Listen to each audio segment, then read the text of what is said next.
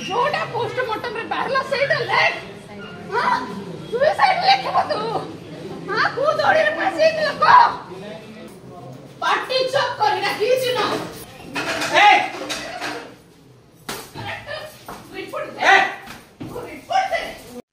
गतकाली देखिथिले जने डाक्तर को किपरि महिला ठेला पेला करुथिले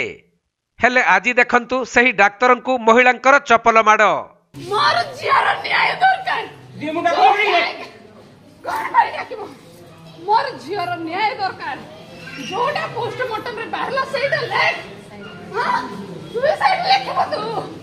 हां को दौड़ी रे पैसे लोक एपरी अभावनीय घटना घटिथिला गजपति जिला सदर महकुमा पारलाखेमुंडी मुख्य चिकित्सालय रे